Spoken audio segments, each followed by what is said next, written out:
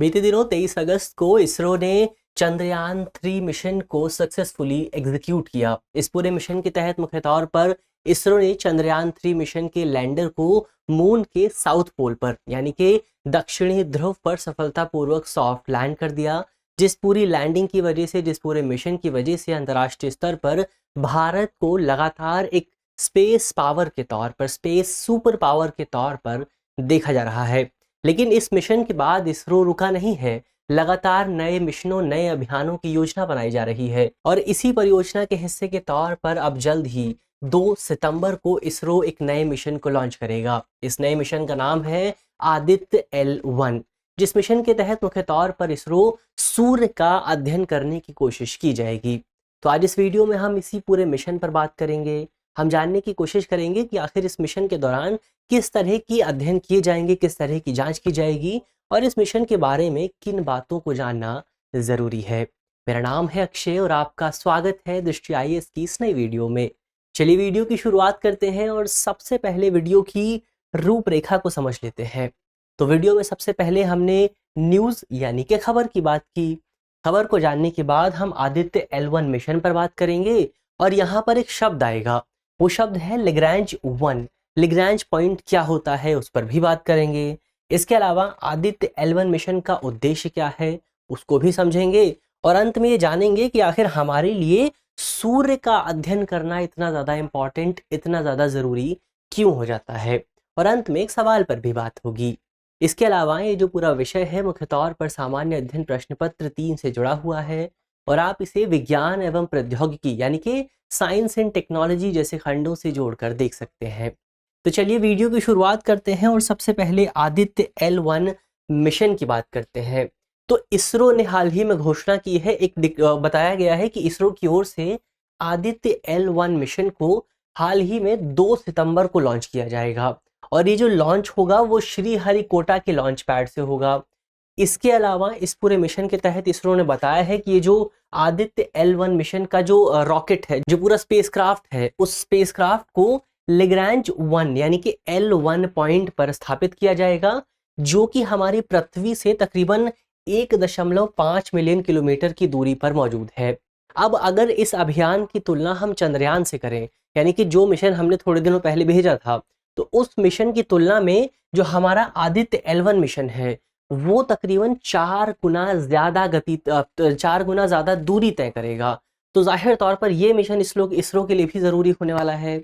इसके अलावा इस पूरे मिशन के दौरान मुख्य तौर पर पृथ्वी और सूर्य के बीच जो दूरी मौजूद है उसका केवल 1% हिस्सा तय किया जाएगा, यानी कि पृथ्वी और सूर्य के बीच जो कुल दूरी है वो तकरीबन 150 मिलियन किलोमीटर के आसपास है और इस अभियान के दौरान केवल 1.5 मिलियन किलोमीटर की दूरी तय की जाने वाली है। तो ये तो इस मिशन के कुछ स्पेसिफिक्स की बात हुई। अब इस मिशन को लॉन्च किस तरह से किया जाएगा उस पर भी बात कर लेते हैं। तो जो मौजूदा मिशन है आदित्य L1 और जो हमारा पिछला मिशन था यानी कि चंद्रयान 3, इन दोनों मिशंस में, दोनों अभियानों में एक कॉमनैलिटी मौजूद है, एक समानता मौजूद है और वो ये है कि इन दोनों मिशनों को लॉन्च करने का जो तरीका है, इनको जो लॉन्च करने का, इनको अपने गंतव्य तक पहुंचाने का जो तरीका है वो एक ही है। इन दोनों मिशनों में मुख्य तौर पर सबसे पहले जो पेलोड होता है वो पृथ्वी के चारों ओर एक ऑर्बिट में घूमता है और ऑर्बिट में घूमने के बाद धीरे धीरे उसकी गति को बढ़ाया जाता है और गति को बढ़ाने की वजह से एक समय ऐसा आता है जब वो पृथ्वी के ऑर्बिट से बाहर निकल जाता है। तो इस तरह से इन दोनों मिशंस को लॉन्च किया जाएगा ताकि इस पूरी प्रक्रिया के माध्यम से हम ईंधन की खपत को कम कर सकते हैं और संभवतः यही वजह है कि हमारा जो चंद्रयान 3 मिशन था वो मिशन दुनिया के किसी भी मून मिशन की तुलना में सबसे कम खर्चीला माना गया था। इसके अलावा इसके बाद जब ये पृथ्वी की कक्षा से बाहर निकल जाएगा तो इसे L1 पॉइंट तक पहुंचने में तकरीबन 4 महीनों का समय लगने वाला है। फिर से L1 पॉइंट पर स्थापित किया जाएगा और उस पॉइंट पर रहते हुए हमारा जो आदित्य L1 मिशन है वो तकरीबन 5 वर्षों तक सूर्य का अलग अलग पैरामीटर्स के आधार पर, अलग अलग मापदंडों के आधार पर अध्ययन करेगा। तो ये तो इस पूरे मिशन की बात हुई। इसके अलावा अब इस पूरे मिशन को जानते वक्त हमारे सामने एक शब्द आया, वो शब्द था लैग्रैंज 1 बिंदु। तो इसके बारे में जान लेना भी ज़रूरी हो जाता है। तो अगर हम दो खगोल पिंडों की बात करें तो किन्हीं भी दो खगोल पिंडों के बीच में हमें तकरीबन 5 लेग्रांज बिंदु देखने को मिलते हैं। L1 हो गया, L2 हो गया, L3 हो गया, L4 हो गया और L5 हो गया।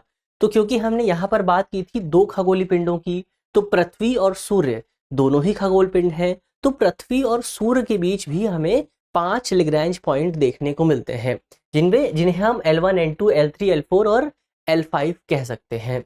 लेकिन ये तो हमने बात की कि लेग्रांज पॉइंट कितने होते हैं। इससे पहले हमारे लिए ये भी जान लेना ज़रूरी है कि आखिर लेग्रांज बिंदु होता क्या है। इसको अगर परिभाषित करने की कोशिश करें तो लेग्रांज पॉइंट को हम खगोल स्थान में या फिर हम अंतरिक्ष में एक पार्किंग स्थल के तौर पर, एक पार्किंग स्पॉट के तौर पर देख सकते हैं। जिस पार्किंग स्पॉट में मुख्य तौर पर ये वो जगह होती है, वो स्थल होता है, वो स्थान होता है जहाँ पर किसी वस्तु पर अगर आप कोई सैटेलाइट छोड़ते हैं या फिर कोई प्राकृतिक वस्तु है या कोई प्राकृतिक निकाय है, उस पर मुख्य तौर पर जो सभी बल लग रहे हैं, जो भी फोर्सेस लग रही हैं, वो फोर्सेस एक ऐसे पॉइंट पर आकर एक समान हो जाती हैं, एक दूसरे बराबर हो जाती हैं, जिसकी वजह से कोई भी फोर्स काम नहीं करती है। अब कौन कौन सी फोर्सेस काम कर सकती हैं? तो इसमें सबसे पहले गुरुत्वाकर्षण बल होता है, ग्रेविटेशनल फोर्स होती है। इसके अलावा अभिकेंद्रीय बल होता है, सेंट्रीपेटल फोर्स होती है। तो ये इस तरह की जो तमाम फोर्सेज हैं, ये जो फोर्सेज हैं, ये इस पॉइंट पर आकर, लेग्रांज पॉइंट पर आकर एक समान हो जाती हैं, जिसकी वजह से इस पॉइंट पर हम किसी भी चीज़ को, किसी भी सैटेलाइट को स्टैटिक सिचुएशन में, स्टैटिक पोजीशन में रख सकते हैं। तो इन बिंदुओं पर यदि कोई उपग्रह मौजूद है तो वो कम ईंधन की सहायता से उस पूरे सैटेलाइट को हम एक ही स्थान पर रख सकते हैं। ये तो लेग्रांज पॉइंट की बात हुई। इसको एक बार हम मैप के जरिए, ग्राफ के जरिए भी समझ लेते हैं। तो हमने 5 लेग्रांज पॉइंट्स की बात की थी। ये यहाँ पर सूर्य मौजूद है, यहाँ पर हमारी पृथ्वी मौजूद है और इनके बीच में लगभग 5 पॉइंट्स मौजूद है। L1 यहाँ पर है जहाँ पर हमारा आदित्य L1 मिशन जा रहा है।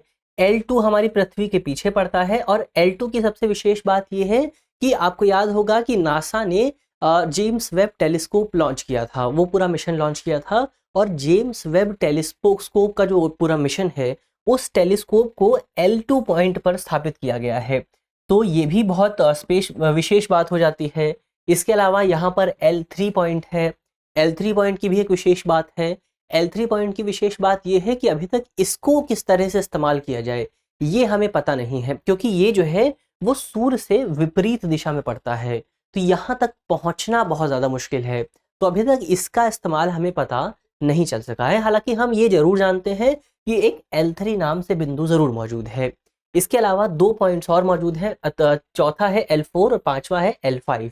अब यहाँ पर सबसे विशेष बात यह है कि ये जो L1, L2 और L3 पॉइंट हैं, ये तीनों के तीनों पॉइंट अनस्टेबल ऑर्बिट माने जाते हैं। अनस्टेबल ऑर्बिट का क्या मतलब हुआ? तो इसका मतलब ये हुआ कि इन तीनों पॉइंट्स पर मुख्य तौर पर अगर आप थोड़ा सा भी आगे पीछे जाते हैं तो इसकी वजह से या तो आप सूर्य के पास बहुत ज़्यादा करीब आ जाएंगे, और अगर आप L1 पर हैं तो आप पृथ्वी के बहुत ज़्यादा करीब आ जाएंगे। तो ये यहाँ पर एक नकारात्मक बिंदु है, एक इसकी कमी है। तो यहाँ पर अगर कोई जो मिशन है वो L2 या L1 या फिर L3 पे भेजा जाता है, तो ऐसी परिस्थिति में उस मिशन को अपनी जो कोर्स करेक्शन की ज़रूरत पड़ती है। ऐसा कहा जाता है कि ये जो जेम्स वेब टेलीस्कोप है, ये हर 21 दिन बाद अपने कोर्स को करेक्ट करता है ताकि ये पृथ्वी के गुरुत्वाकर्षण में वापस ना आ जाए।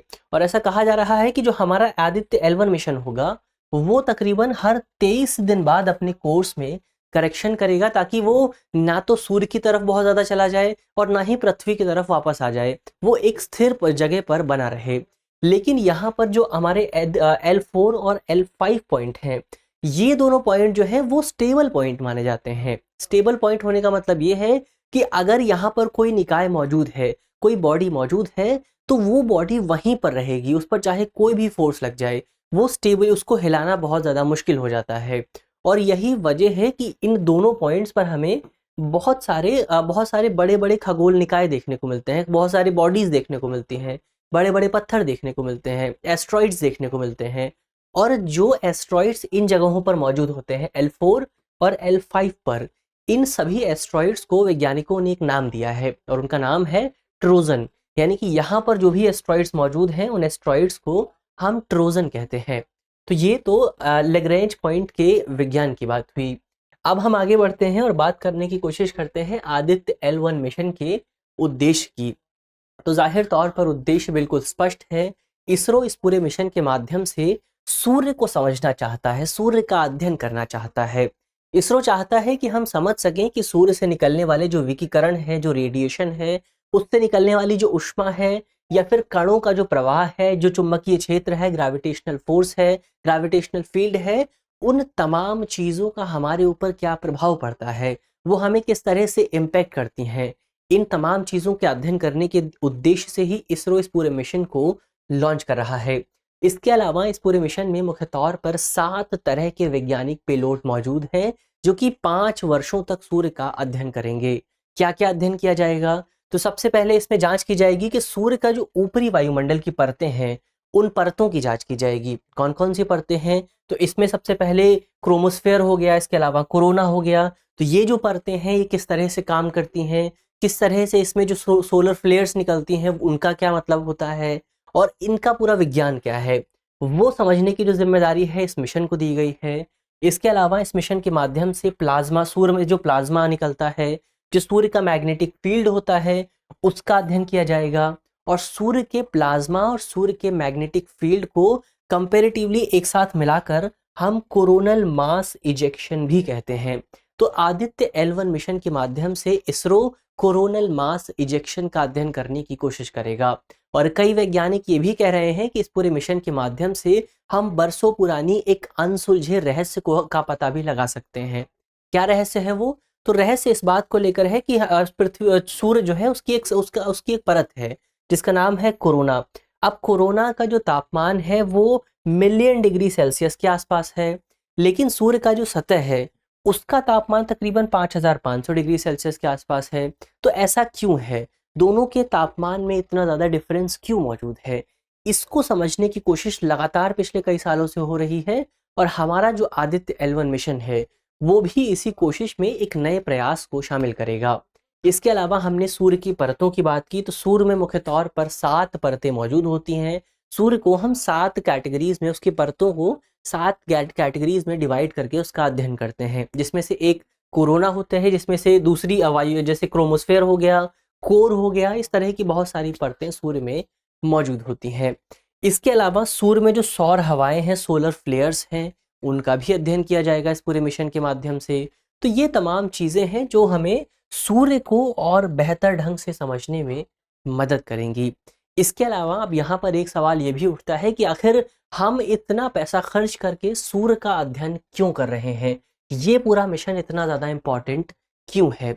तो सूर्य का अध्ययन करना जो इतना ज़्यादा इम्पोर्टेंट है क्योंकि सूर्य जो है वो हमारा सबसे करीबी स्टार है, सबसे करीबी तारा है। और सबसे करीबी स्टार होने की वजह से सूर्य का जो अध्ययन है वो हमारे लिए ज़रूरी भी हो जाता है और हमारे लिए कंपैरेटिवली आसान भी है। आसान क्यों है? आसान इसलिए है क्योंकि सूर्य हमारे सबसे करीब है। दूसरे स्टार्स का अध्ययन करने चाहेंगे तो वो बहुत दूर मौजूद है, हमें बहुत ज़्यादा ऊर्जा की ज़रूरत होगी, लेकिन सूर्य को हम कंपैरेटिवली कम ऊर्जा के माध्यम से उसका अध्ययन कर सकते हैं। अब ज़रूरी क्यों है? तो ज़रूरी इसलिए है क्योंकि पृथ्वी पर जो जीवन मौजूद है, उस जीवन की मौजूदगी में सूर्य की भूमिका बहुत ज़्यादा इम्पॉर्टेंट होती है। पृथ्वी पर ऐसी बहुत सारी गतिविधियाँ हैं, बहुत सारी एक्टिविटीज़ हैं, जो कि सूर्य की अनुपस्थिति में पूरी नहीं हो सकती हैं। वो तभी होंगी जब सूर्य मौजूद होगा। तो इसी वजह से सूर्य का अध्ययन करना ज़रूरी है। इसके अलावा सूर्य पर ऐसी बहुत सारी विनाशकारी घटनाएँ होती हैं, जिन घटनाओं का हमारे ऊपर प्रभाव पड़ सकता है। इन घटनाओं की वजह से हमारा जो उपग्रह सिस्टम है, जो सैटेलाइट सिस्टम है, वो प्रभावित हो सकता है। इन घटनाओं की वजह से हमारा जो संचार सिस्टम है, हमारा जो कम्युनिकेशन सिस्टम है, वो प्रभावित हो सकता है। तो ऐसे में अगर हम आदित्य L1 मिशन के माध्यम से सूर्य का विश्लेषण करते हैं और हमें कोई विशेष जानकारी प्राप्त होती है, तो उस जानकारी के माध्यम से हम इन घटनाओं से बचने के लिए हम एक पूर्वानुमान सिस्टम बना सकते हैं, एडवांस एस्टिमेट सिस्टम बना सकते हैं, जिनके माध्यम से इन तमाम घटनाओं की हमें एडवांस में चेतावनी, अर्ली वार्निंग सिस्टम हम बना सकते हैं ताकि एडवांस में चेतावनी मिल सके। इसके अलावा सूर्य पर बहुत सारी प्राकृतिक घटनाएं होती हैं, प्राकृतिक तौर पर वो घटनाएं घटित होती हैं, जैसे कि घटना हो गई नाभिकीय संलयन की घटना, यानी कि न्यूक्लियर फ्यूजन की घटना। अब न्यूक्लियर फ्यूजन को प्रयोगशालाओं में करना बहुत ज़्यादा मुश्किल होता है, लेकिन सूर्य पर तो वो प्राकृतिक तौर पर हो रहा है। तो इस तरह से सूर्य जो है वो न्यूक्लियर फ्यूजन के लिए एक नेचुरल लेबोरेटरी के तौर पर काम करता है, एक प्राकृतिक प्रयोगशाला के तौर पर काम करता है। तो अगर हमें न्यूक्लियर फ्यूजन के प्रोसेस को समझना है तो उसके लिए सूर्य तो सबसे बेहतर प्रयोगशाला है। तो ये जो मिशन है वो उसे समझने में भी हमारी मदद करेगा। तो ये तो इस पूरे मिशन की बात हुई। हमने इस पूरे मिशन से संबंधित तमाम पहलुओं को समझने की कोशिश की। अब अंत में एक सवाल पर भी बात कर लेते हैं। सवाल जो है वो प्रीलिम्स का है और आप कमेंट बॉक्स में इस सवाल का जवाब दे सकते हैं। आज का हमारा सवाल है कि भारत द्वारा सूर्य के अध्ययन के लिए लॉन्च किए जाने वाले मिशन आदित्य को कहाँ स्थापित किया जाएगा। हमारे ऑप्शन है option A L1, option B L2, option C L3 या ऑप्शन डी L4। आप कमेंट बॉक्स में सवाल का जवाब दे सकते हैं। मुझे उम्मीद है कि इस वीडियो में जिन बिंदुओं पर बात की गई है वो आपको समझ में आएंगे, और यदि आपके प्रश्न पत्र में इससे जुड़ा कोई भी सवाल आता है तो आप उसे आसानी से हल कर सकेंगे। इसके अलावा यदि आप इस वीडियो की PDF चाहते हैं तो इसकी PDF आपको हमारे टेलीग्राम ग्रुप पर मिल जाएगी। टेलीग्राम ग्रुप का लिंक है वो आप जानते ही हैं, वीडियो के डिस्क्रिप्शन में होगा। तो ग्रुप से जुड़ना बिल्कुल भी ना भूलें। मिलते हैं आपसे अगले वीडियो में, तब तक के लिए धन्यवाद।